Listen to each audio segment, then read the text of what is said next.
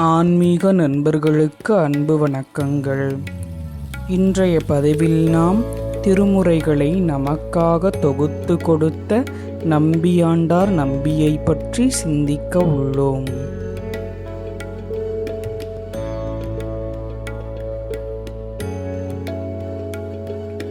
நம்பியாண்டார் நம்பி தமிழகத்தில் கடலூர் மாவட்டத்தில் உள்ள திருநாரையூர் என்ற சிறிய கிராமத்தில் பிறந்தவரே நம்பியாண்டார் நம்பி. சிவன் மீது அதீத பக்தி கொண்ட இவர் தேவாரம் பாடுவதில் வல்லவர். தான் செவி வழியாக கற்றது தேவார பாடல்களில் சிலவற்றையே எனினும் அதை இறைவனை எண்ணி மனமுருக பாடி மகிழ்ந்தார். இருப்பினும் அப்பர், சுந்தரர், சம்பந்தர் ஆகிய மூவரும் பாடிய தேவாரத்தை முழுமையாக கற்க விருப்பம் கொண்டிருந்தார். இவ்வேளையில் சிதம்பரம் நடராஜர் கோவிலில் தேவார பதிவுகள் முழுமையாக இருப்பதை அறிந்தார் நம்பி. உடனே சிதம்பர நடராஜர் கோவிலுக்கு விரைந்த நம்பி தேவார சுவடிகள் ஒரு தனி அறையில் இருப்பதையும் அந்த அறை பல ஆண்டுகளாக திறக்கப்படாமல் பூட்டிய நிலையில் இருப்பதையும் கண்டறிந்தார்.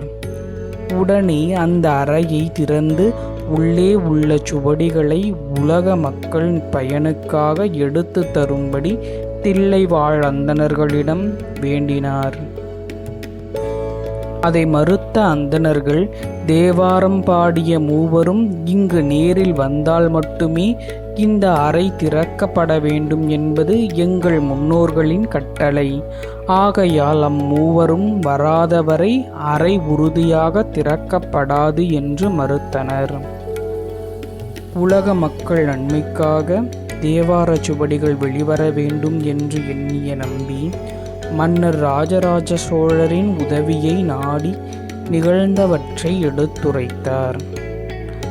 மன்னரும் சற்று சிந்தித்து குறிப்பிட்ட நாளில் தாம் தேவாரம் பாடிய மூவருடன் தில்லை வருவதாகவும் தேவார சுவடிகள் இருக்கும் அறையை திறக்க தக்க ஏற்பாடுகளை செய்ய வேண்டும் என்றும் ஓலை ஒன்றை தில்லைவாழ் அந்தணர்களுக்கு அனுப்பினார். மன்னரின் ஓலையை பெற்ற அந்தணர்கள் தேவாரம் பாடிய மூவரும் இறைவனடி சேர்ந்து பல ஆண்டுகள் ஆயிற்று. ஆனால் மன்னர் அம்மூவருடன் வருவதாக ஓலை அனுப்பியதை எண்ணி குழப்பம் அடைந்தனர். தம் குழப்பம் நீங்க மன்னர் வரும் நாளுக்காக தில்லைவாழ் அந்தணர்கள் காத்து கொண்டிருந்தனர்.